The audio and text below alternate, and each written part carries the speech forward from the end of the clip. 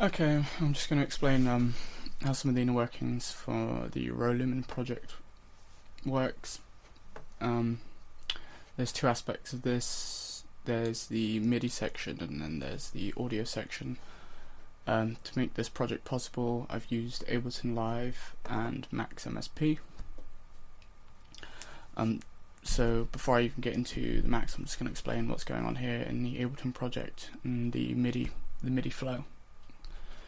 So you can see here in each group, I've got 6 groups here, named from low F meaning low frequency, low mid F, low mid frequency, high mid L, which means it's the high mid frequency left, stage left, and so forth, and some other high frequencies. And each individual group represents a light to be controlled. You can see here inside the low F group there's 3 tracks here, each have their own MIDI clip on them, named appropriately as RGB, red, green and blue, and these essentially are the MIDI controls for the red and green and blue values for each LED light. So if I was to open up this clip, you can see there's an automation clip, lots of automation going on to control the red values for that specific light. And how I've got this to match up with the music is, you can see it here on the top 4 tracks. I've got some audio and lots of markers just to help show specific points where I want things to change.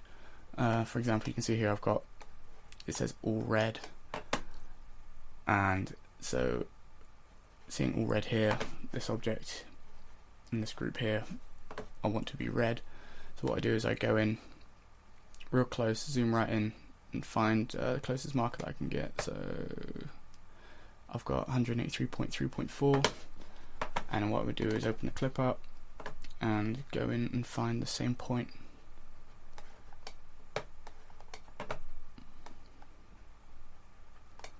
Or close to, pretty much close to the same point. You zoom in so close that it doesn't have to be completely 100% accurate.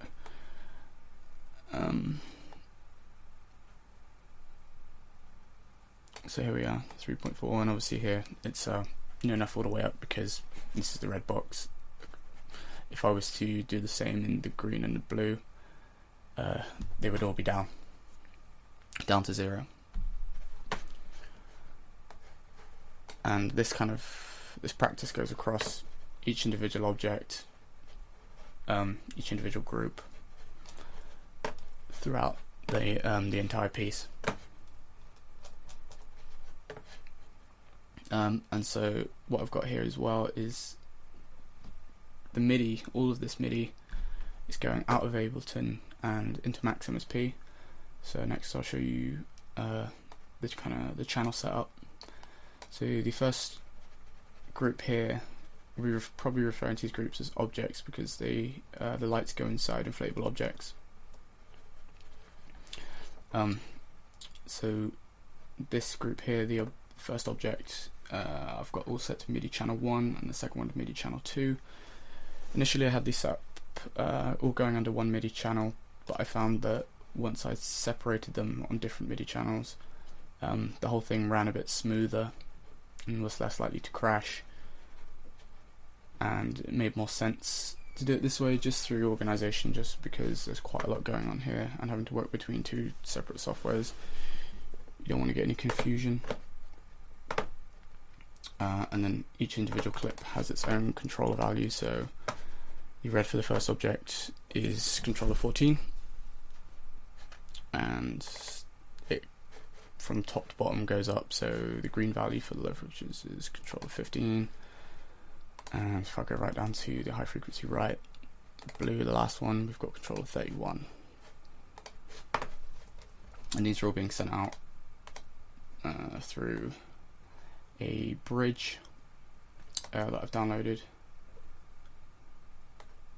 Where is it? Here we are. It's just like a digital internal MIDI connection between softwares, and I've just named that bridge 2 Max. So anything set to that that's going out of Ableton is going to be sent into across that bridge, which is then received in Max MSP. So let's bring up Max and have a look at where the signal path is going now.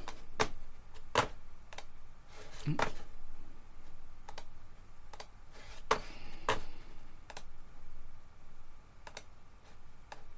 doesn't want to do that. Okay. You can see here in this patch window, I've got kind of like a group around here of different control-in objects. The control-in objects basically just allow controller values from elsewhere to come into Max, and then you can get those controller values and you can affect other things. You can see here I've got the first control-in. This is connected to the red MIDI clip coming from Ableton, because you can see here the number towards the far right is number 1 meaning MIDI channel 1, and the number to the left of that 14 meaning controller 14. And this is the same across all of the groups to represent each object. So you can see here at the bottom of that MIDI flow there, I've got SR1, G1, B1. That matches up with Ableton R1, G1, B1. But once the MIDI data has gone into Max through this control-in object, I've got a number box showing here just to be sure that there's definitely MIDI data going in. And then I've got the scale object here scaling the MIDI values from 0 to 127 to DMX values, which is 0 to 254. And then that's being sent into this send box. This send box basically is just a way of transferring data across patches without using patcher cables. This just keeps things neat and tidy in case of troubleshooting on the night of the event. You don't want to be confused by lots and lots of patcher cables everywhere. It's just neat and tidy. So there's that MIDI path there, and then we'll go and see where the MIDI's going from there.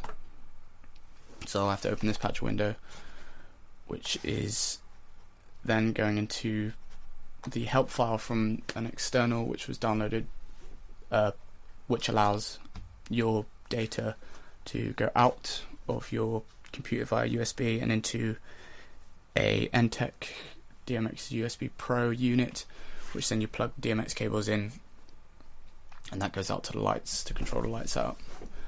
And so what I've done here basically is just taken the help file from the object, the DMX USB Pro object, and just used it to get everything set up, just to check if everything works. And I've gone in a bit further and I've changed some of the parameters to suit my project, but the bass is from this this help file. And to get this actually working with a Windows computer, well, I had to download a virtual COM port. I'm not really sure why this is. It's just the way that it is to make it work. But I did. I followed basically the instructions that you can see here. Downloaded the COM port and it worked fine. But where I've actually made the changes is in this P fader control, this patcher here, and let's get a look at that. So you can see at the top I've got R1, R1, RG1, RB1. This is the receive for the S, where we looked at the MIDI path before. So the S objects was sending the data. Here we got R for receive, which then receives the data, which then controls these faders, which in turn then control the value of the red, green and blue.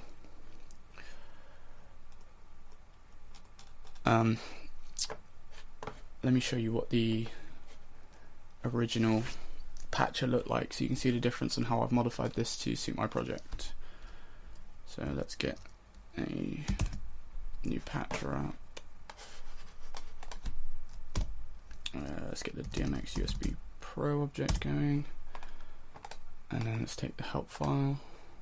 So you can see here the help file looks pretty much the same except for the fader control patch window patcher here. It's changed from when I've changed it, so if I open that up now and look at what it looked like originally when I downloaded the external, it's quite different. Let's unlock that. But it's essentially the same principle, except for what we've got here is, so faders 1, 2, 3, 4, 5, 6, and these are all like RGB, RGB, RGB, and come in on different DMX channels. But what I've done is basically taken the amount of RGB faders and given them their own master, and then I've added a extra master. So if we get rid of this now, we don't need that help file, don't need that. Let's see if you can see here I've got a master for each individual RGB, and this is so each light has its, I can control each light's color via MIDI, but also later on explain why these master faders are important for each object. And the reason for having this complete master for everything was when people at Designs in Air gave me a couple lights to practice with, just to see if I've got the patcher working properly at home. The lights were very, very bright, so having this extra master fader there was just to avoid straining my eyes. But that's pretty much essentially how the MIDI path works. You can see here the MIDI goes in, controls these faders here, and then these workings here were in the help file, so I'm not 100% sure on how this works, but it does. And then they go out into the outlets, and these outlets are going back into the DMX USB Pro help file, into the actual DMX USB Pro object that sends the data out into the NTech DMX USB Pro hardware unit, which then goes into the lights.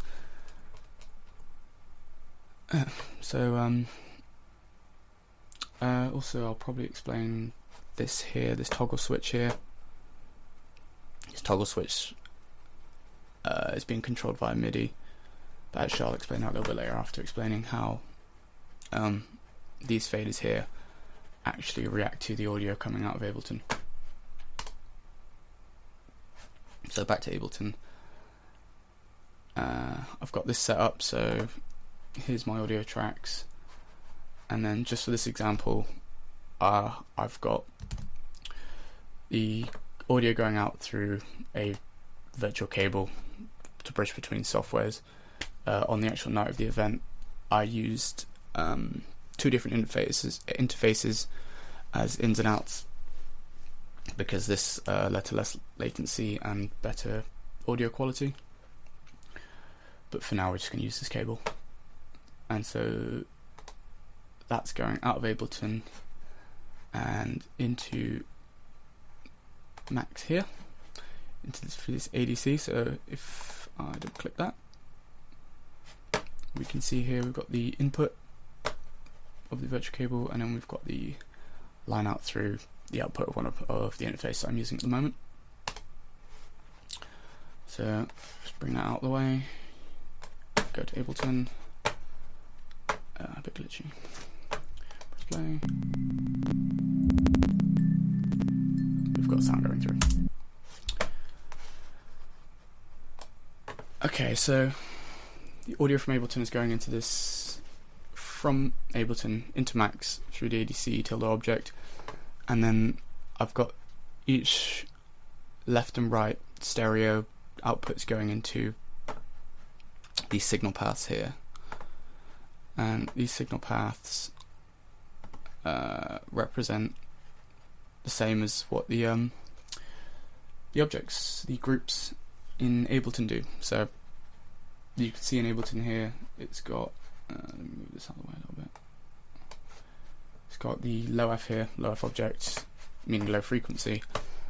The frequency set for this low res object, which is a low resolution low pass filter, is 150 hertz, which is quite low.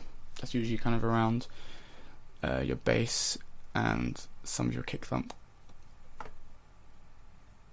And next to that value there, I've got 0.5, which is the notch of the resonance, which goes from 0 to 1. It counts up in float numbers, decimal points. And so this is basically letting only audio through that is going below 150 hertz. It's a low pass filter.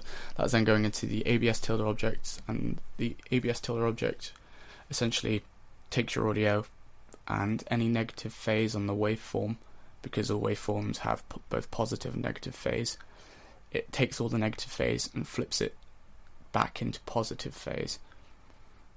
Now, this is not good for playback or listening to, but this signal path here isn't being routed to any playback, so you can't hear this. This is just to control some of the faders in the fader patch.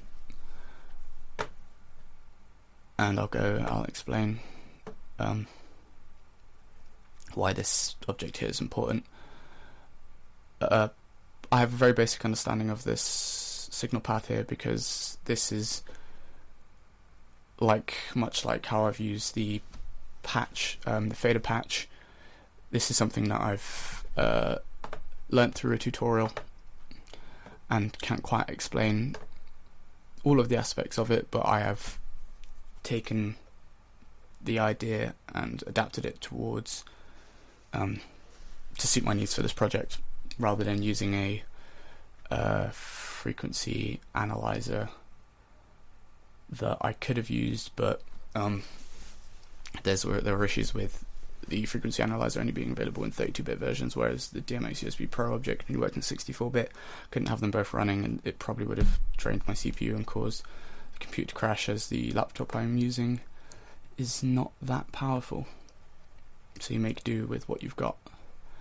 So I'm not quite sure what this delta object does, but it's there, and I imagine if I take it out, things won't work the same, so I'll leave it there. And this ramp smooth object here, ramp smooth tilde, is basically like a attack and release control for your audio. And these numbers here are valued milliseconds. So what we've got here is 100. So the attack, once the audio is coming through, the attack will then open the it's like a gate. The audio at the rate of open the audio gate at the rate of 100 milliseconds, and then the release is when you can't hear the audio. It will then send a ramp down at 50,000 milliseconds. And the reason for doing this is because when audio is coming into here, and this is controlling, and when I've got it controlling some faders, the faders acted very frantically, and I wanted it to be quite smooth to work with the light inside the objects, especially for lower frequencies. You want that that smooth look, so it doesn't just like strobe. And you can see here I've got this is a multiply tilde. So what that's doing is, I'm assuming it's multiplying the audio by itself, and then I've got another multiply tilde here at a value of 4,500. What I noticed with the lower frequencies, you needed to multiply the audio signal by quite a lot. I don't really understand why, but that was just the case to get it working smoothly. Excuse me. And then next that's going into the snapshot tilde, which is set to, what snapshot tilde does is it analyzes your audio phase from -1 to 1, because as we said here with the ABS tilde object, audio 0 is phase, 1 is positive, -1 is negative. But because of this ABS tilde object, you only are getting positive phase, and so the snapshot tilde snapshots your audio signal every 10 milliseconds, giving you a value every 10 milliseconds. And because the ABS tilde object is only giving you positive phase, you only get upwards values of numbers, which then controls the fader only going upwards, rather than the fader giving you only the positive phase and not being able to move down for the negative phase, because the fader is set to 0. 0 is the lowest point on the fader.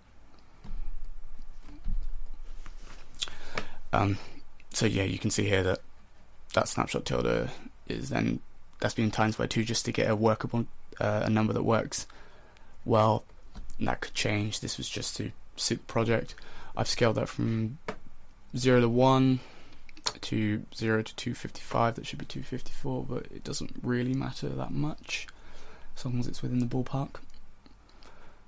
And then those number values are being sent out into another set of S boxes, and you can see here these S objects are named the same as how I have them in Ableton. So you can see this signal path here.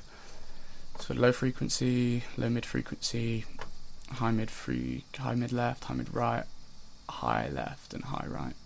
And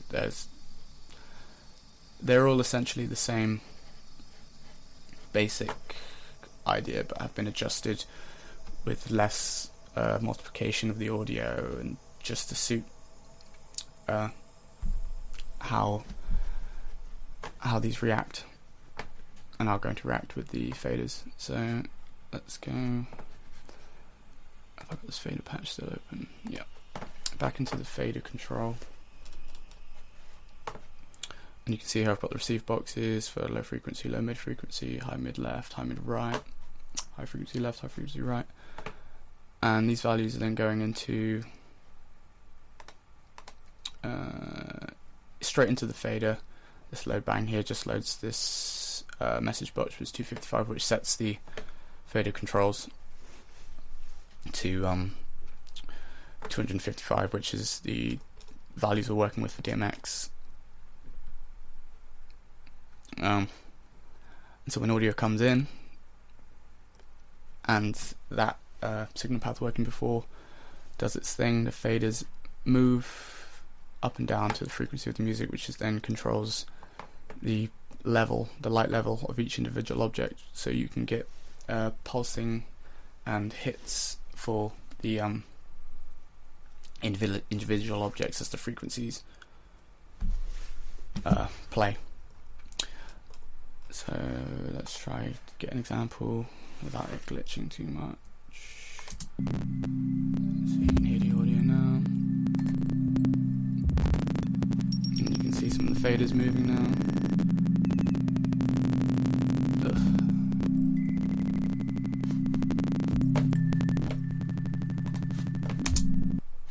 So yeah.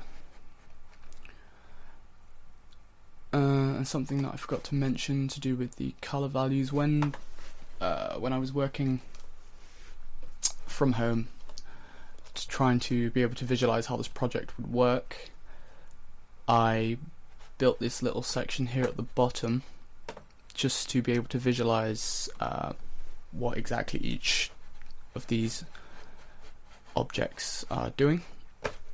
So what I've got here is the shooting out the numbers from these faders here, 0 to 254, and then they're going into the scale box, which is then scaling it back down to 0 to 1, and then into this pack object. The pack object sends with F, meaning float numbers, takes your float numbers and puts it into a list, which then prepend background color reads the list, and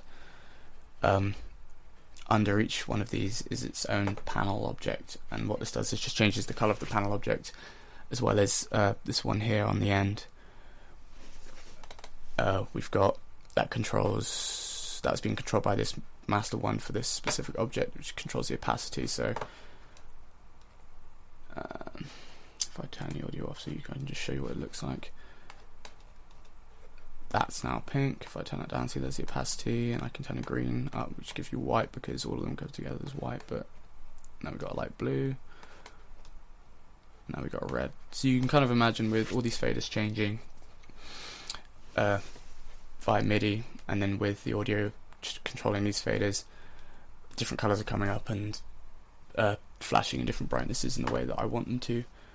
And then if I put this in presentation mode so it doesn't look so messy, this is how it looked like and how I could monitor what was happening on the night of the event with a master fader, just in case things were too bright, or just in case. But more often than not we'd have it full just to get the full effect. And that's basically how. This MIDI channel here is really simple. It's just another MIDI channel setting to max, and you can see here where I've got, like the previous example, it says all red. In this here, it's just a block, and that basically just all the way up turns this toggle on, and the toggle is in here. What that does is it just routes all of these this switch here to be controlled by the low frequency. So I turn it on, they all switch, you can see that. And then for that moment it was just so here in this section of audio there's a lot of low frequency content, not much high frequency content, and the pulse is in a specific way, and I wanted all the objects to be red and pulse the same way, because if there's a lot of low frequency content, obviously the objects reacting to the higher frequencies don't react. So I wanted the whole room to pulsate this red color, so I just put this channel in here, so when I wanted to, I could have all the objects being controlled by one frequency. Obviously I could have made this across all the boards so they all react to the high frequency or whatever, but all of this with Ableton Max is very specific to this project idea, and if I had to redo it with different audio and different objects, everything would be very different, apart from using MIDI to control the color values and the DMX USB Pro object. But that's pretty much how it works from inside the computer on my behalf, and then the rest was organized with Designs in Air, who showed me how to set up the DMX lights. But yeah, it all works. Nice one. Thanks for watching.